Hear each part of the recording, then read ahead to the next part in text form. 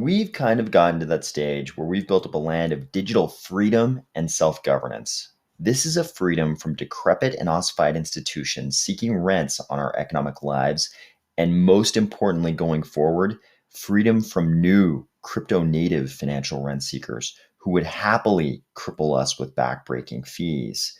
Soon it'll be time to open our gates and let the less fortunate also inhabit our beautiful land of freedom. Welcome, Ethereum refugees. Ready? Let's go.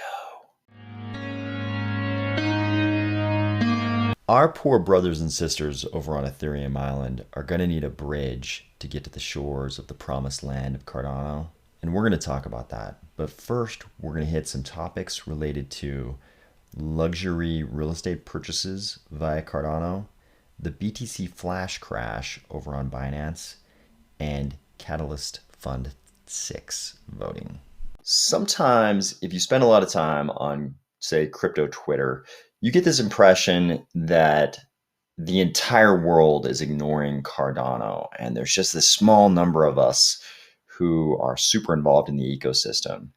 And then we see stories like this, which remind us that the rich and sophisticated of the world are also interested in the best built blockchain in the world. Here we have an article from @Danny_CryptoFay. He's letting us know about this article in Executive Digest. I'm not sure what that publication is, but I like the headline.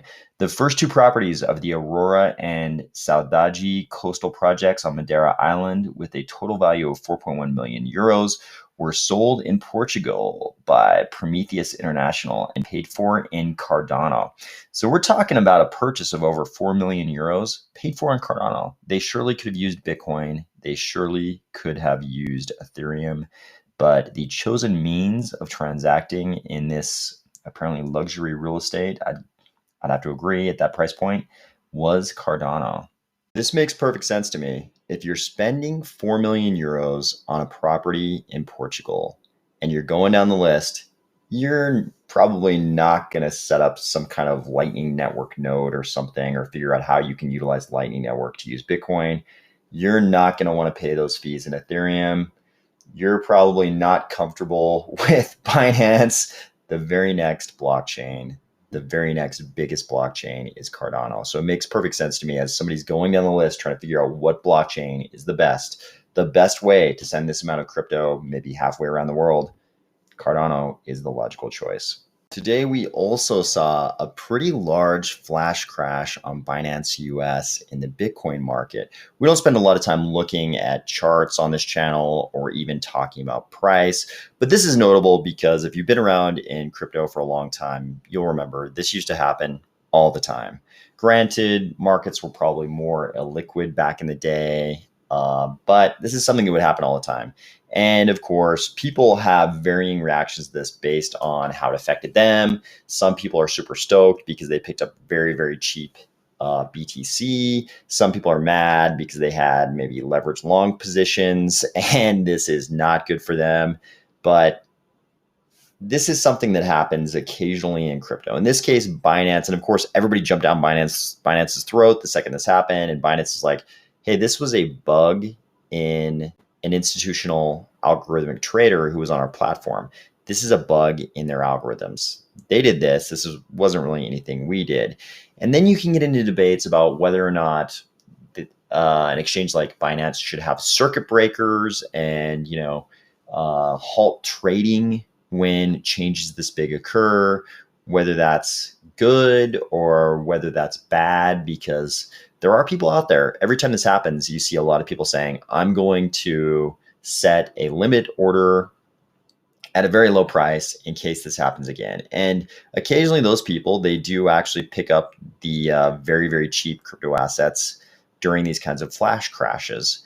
But basically, I mean, we have to remember that these markets are just markets. And if I saw a lot of people throwing different figures around today, but a bunch of people were saying that the institutional trader, because of the bug in their algorithm or whatever it was, they accidentally market ordered over 500 Bitcoin. And you could imagine how that would create a flash crash like this. because there's always going to be a little bit of arbitrage between exchanges. So when traders on other exchanges see this, it's going to affect other exchanges as well. And I'm actually surprised it didn't wreak more havoc than it did today. I think back in the day when we'd see this happen, there would kind of be carnage across exchanges. And this really didn't have as big an impact as it would have back in the old days when we'd see this kind of thing. So kind of a sign of a maturing market that this didn't cause more chaos. Definitely crypto Twitter was kind of a flutter with talk of how terrible Binance is. But I mean, let's face it, if you've got a market, a well-functioning market, and somebody, an institutional trader, makes a mistake this big, obviously, it's being blamed on their algorithmic tradings and some kind of a bug in their algorithm. But somebody's going to sell off 500 Bitcoin or buy, then this kind of thing's going to happen. Obviously, they, who knows what they were actually trying to do. Maybe they were just trying to structure some position and they accidentally market sold these 500 Bitcoin. Maybe it was supposed to be some kind of a limit order. They wanted to put it in the book because that was part of some more structured position. Who knows what they were trying to do? And it's not really something we care about too much. It affected other crypto assets like Cardano. I saw reports that there was a flash crash in the Cardano price as well. Just a quick update on Cardano's remarkable self-governance efforts. Fund 6 voting is closed, and there were 292,000 votes cast in Fund 6. This is pretty amazing. I mean, Catalyst feels like an institution in Cardano now, but it hasn't been around that long. And we've already got over 250,000, almost 300,000 votes being cast for what is now the largest decentralized self-governing fund in the entire world. I don't think the rest of the crypto space outside of Cardano really understands how gigantic and powerful Catalyst is, but Catalyst is becoming a gigantic force, and there's so much momentum behind it now. It's going to be hard. It would be hard to catch up. It would be hard to recreate. It would be hard for anything like Catalyst to manifest on almost any other blockchain. I can't imagine like the ingredients that had to come together for this to happen are pretty specific and rare. It'll be interesting to see if other blockchains can produce anything even approaching this. Meanwhile, Catalyst is going to be funding projects, and some of those projects are going to create really good products that are going to exist in our Cardano ecosystem.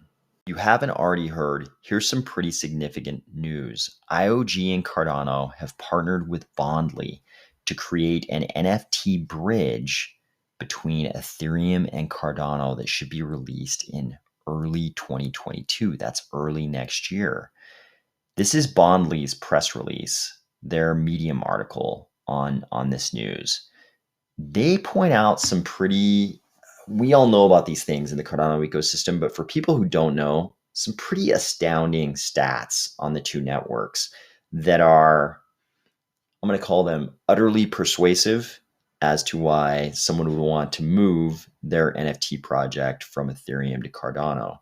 They point out that Bitcoin and Ethereum currently use an amount of energy similar to Oman and Colombia, respectively. I believe they meant to use an O there, and they're talking about Colombia, the nation state, not any other Colombia anywhere in the world. By contrast, Cardano uses an amount of energy equivalent to a single family home. This isn't a significant difference in energy usage. This is a gigantically significant difference in energy usage. And they also link to, if you follow the link here in the article, they also link to a more detailed breakdown of the stats on energy usage in Ethereum. Here you can see that this website, digiconomist.net, is equating the total Ethereum carbon footprint to 38.05. Is this megatons of carbon dioxide? Are we talking about megatons of carbon dioxide? That doesn't sound good at all. We've also got single Ethereum transaction footprint. So just one single Ethereum transaction, they're saying is producing 84.97 kilograms of carbon dioxide, which they're saying is equivalent to 188,323 Visa transactions. 188,000 Visa transactions is the same as one Ethereum transaction, also equivalent to watching 14,162 hours of YouTube. Me personally, I'd rather have the 14,000 hours of YouTube over the course of like a lifetime than do a single Ethereum transaction. If we're in a world where we need to be reducing our carbon emissions because we're wrecking the earth, I think I'm going to take the YouTube hours. I'm going to take those YouTube hours off instead of doing one single Ethereum transaction. This new Bondly IOG Cardano bridge is going to allow Ethereum NFT project creators to opt out of all of that. They don't have to be on the wrong side of history as far as the energy usage and sort of implied environmental damage that's all up in the Ethereum network. And I mean, I think we all also know that after this gigantic explosion in NFT activity, a lot of big corporations are going to be interested in NFTs. We've got a lot of gigantic media franchises that can sell a lot of NFTs, and they're not really doing it yet. Sure, they're early adopters, but we haven't seen anything yet. But after how big the whole NFT thing, the whole NFT space got this year, a lot of big media franchises are going to jump into NFTs, and they're going to make a lot of money selling NFTs. But we also know that regulators are pushing the corporations that own those gigantic media franchises, a lot of them public, they're pushing them to include new disclosures in their publicly reported documents about things like, carbon footprints and environmental impact. And it's going to be a lot easier. It's going to be a lot easier for them to make those disclosures if they're on Cardano. If they're on Ethereum, it's not going to be a good PR look. When you see how big a carbon footprint a single Ethereum transaction has, they don't want to have to report that stuff. If they have to report anything about their carbon footprint or anything about environmental impact, they don't want to have to talk about making Ethereum transactions in their NFTs if they're going to be making a lot of money off the NFTs. It's going to be much easier for them to be on Cardano. That doesn't even address the back-breaking fees in Ethereum. What if we're talking about smaller NFT creators, not these gigantic media franchises? What small NFT creator, if all other things are equal, is going to want to choose the Ethereum network? Sure, you could say the Ethereum NFT market is much, much bigger than any other NFT market right now. Sure. But when all other things are equal, if you can make a lot of money in the Cardano NFT space, why would you want to do it on the chain where every single day more and more people are unwilling to engage with that blockchain because of the back-breaking fees? And you can go over to Cardano and you can shed that horrible shadow of being on the less environmentally friendly blockchain, and you don't have to deal with those fees. I mean, people have been joking lately that it's a feature, not a bug of Ethereum, that once you have any asset on the Ethereum blockchain, you don't want to sell it because it costs you too much. While that's super hilarious, it adds up to the circumstance where anybody has the opportunity to migrate their NFT assets or project over to Cardano is going to want to take that opportunity because they don't want to be locked into those crazy fees for the rest of the existence of their NFT assets. Like we said, big media franchises, why would they ever jump over to Ethereum? Sure, it's a bigger market right now, but I mean, that's going to be changing every single day as the knowledge of this, environmental impact disparity becomes more widespread, and everybody realizes that Cardano NFTs are already working. They don't require smart contracts, and transactions are ridiculously cheaper compared to Ethereum. You're also going to see the smaller NFT creators, not these gigantic media franchises, but smaller NFT creators, they're not going to want to launch their project on Ethereum when they can just opt out of all that, put it on Cardano. They don't have to worry about the environmental issues. Everything's much cheaper for their users. These could all be the ingredients of a giant rush of NFT refugees from Ethereum over to Cardano. And it's going to be happening at the same time that we get closer and closer to Hydra, which is going to create this new level of scalability in the Cardano blockchain. So when it comes to next year, we might actually be overwhelmed with the amount of new people wanting to use the Cardano blockchain for the same stuff they used to do on Ethereum.